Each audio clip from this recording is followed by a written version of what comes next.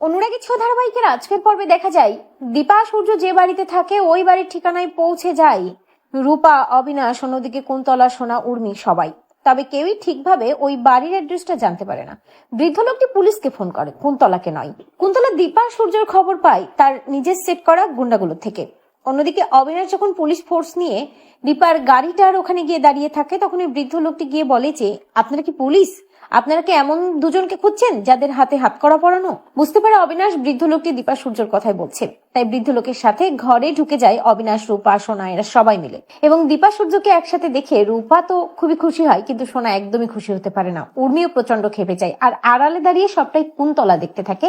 কুন্তলা ভেতরে ঢোকে না। উর্মি এবং সোনা দুজনে মিলে দীপা সূর্যকে ডেকে তোলে এবং হাত করা দুজনের হাতে এইভাবে লাগানো একসাথে রয়েছে সবটা দেখে প্রচন্ড খেপে গিয়ে সোনা নোংরা নোংরা কথা বলতে থাকে এবং সোনা তার বাবাকে টানতে টানতে ওখান থেকে নিয়ে চলে যায়। তবে যেহেতু হাতে হাত করা পরানো, তাই সূর্যর সাথে দীপাও যায়। অন্যদিকে উর্মি ভাবতে থাকে আবারও সেনগুপ্ত বাড়িতে যাচ্ছে দিদি, এদের দুজনকে তো আলাদা করা সম্ভবই হচ্ছে না।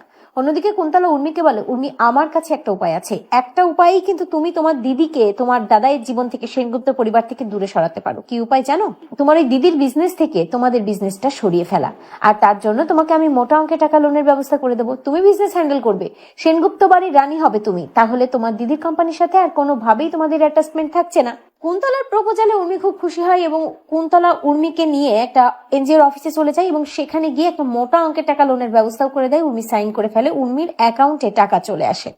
অপরদিকে দেখা যায় যে দীপা এবং সূর্য সেনগুপ্ত বাড়িতে ঢোকে। দুজনের হাতে এইভাবে হাত করা পরানো যা দেখে প্রবীরবাবু তো অবাক হয়ে যায়। তবে পরিস্থিতিটা অন্যরকম ছিল, সবটাই খুলে বলে দীপা সূর্য। সোনা চিৎকার করে বলতে থাকে দীপকে, কাকাইকে অর্থাৎ জয়কে যে এই হাত করা কাটার ব্যবস্থা করো। কিন্তু দীপ বলে ভালোই তো আছে, ভালোই লাগছে দুজনকে, হাত করা কাটার কি আছে? সূর্য চেঞ্জ করতে যেতে চাইলে সোনা কিছুতেই যেতে দিতে চায় না, কারণ চেঞ্জ করার সময় তো দীপাও থাকবে। দুজনকে একসাথে কিছুতেই থাকতে দিতে চায় না। সোনা চিৎকার করে বলে বাবা তুমি কোনোভাবে ওই মহিলাকে নিয়ে ঘরে যাবে না। সোনা নিজের বোধ বুদ্ধিও হারিয়ে ফেলে, কি বলতে হবে না হবে সেটাও বুঝতে পারে না। এরপরে দেখা যায় সোনা ওই হ্যান্ডকাপ কাটার জন্য লোক নিয়ে চলে আসে এবং ওই হ্যান্ডকাপ কেটেও ফেলে। সোনা দূর দূর করে তার মাকে আবারও দাঁড়িয়ে দেয়। মাকে বলে এক্ষুনি এখান থেকে বেরিয়ে যান, আপনি আপনার হাত থেকে হ্যান্ডকাপ খুলে দেওয়া হয়েছে, এবার এখান থেকে চলে যান। সূর্য দীপাকে বলে আমাদেরকে আর দেখা হবে না। দীপা অবাকে সূর্যকে বলে আপনি কি চান আমার সাথে দেখা করতে?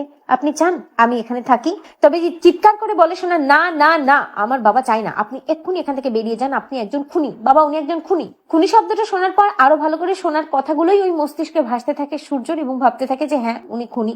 তবে দীপা সূর্যকে বলে ডক্টর সেনগুপ্ত অফিসে আপনার সাথে দেখা হবে আবার। ঠিক তখনই উর্মি ভেতরে ঢোকে এবং দীপাকে বলে না, অফিসে দেখা হবে না, কারণ আমি টাকার ব্যবস্থা করে ফেলেছি, আমি লোন নিয়েছি, এবার কোম্পানি আমি সামলাবো, আমাদের ব্যবসা আমি সামলাবো, তোর কোম্পানির সাথে আমাদের কোনো ডিলের প্রয়োজন নেই, আজ থেকে তোর কোম্পানির সাথে আমাদের কোনো ডিল নেই। দীপাকে ওখান থেকে চলে যেতে বাধ্য করে উর্মি। রূপা বেশ খেপে গিয়ে তার দাদু ভাইকে বলে দাদু ভাই তোমাদের বাড়ির লোকজনগুলো না এক একটা মেরুদণ্ডহীন, এক একটা কাপুরুষ। প্রবীরবাবু চিৎকার করে বলে রূপা দিদি ভাই অনেক বলে সন নয়। তবে রূপা বলে আমি যা বলছি তা ভুল বলছি না। দীপা দরজায় দাঁড়িয়ে রূপাকে বলে রূপা চলে আয় এখান থেকে। এই বলে রূপাকে নিয়ে ওখান থেকে চলে যায়। বাড়ি গিয়ে ভাবতে থাকে দীপা সূর্যের সাথে কাটানো মুহূর্তগুলোর কথা। রূপা বলে দীপাকে মা তুমি বাবার কথা ভাবছো?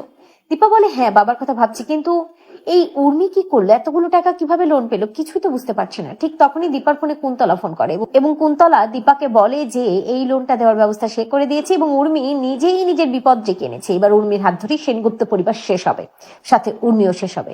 উর্মি যে মস্ত বড় ভুল করে ফেলেছে দীপা তা বুঝতে পারে এবং জয়কে ফোন করে সবটা বলার চেষ্টা করে। জয় কোনো কথাই শোনে না। জয় দীপাকে বলে বৌদিদি আমাদেরকে আমাদের মতো করে ছেড়ে দাও, দয়া করে এবার তুমি তোমার কাজটা করো, আমরা আমাদের কাজ করি, আমাদের মধ্যে আর ডুববে না। দীপার কোনো কথাই আসলে জয় শোনে না। তো বন্ধুরা তোমরা এটা চাও তো এই উর্মি যেন এবার একটা উচিত শিক্ষা পাই? কমেন্ট করে জানাতে ভুলো না।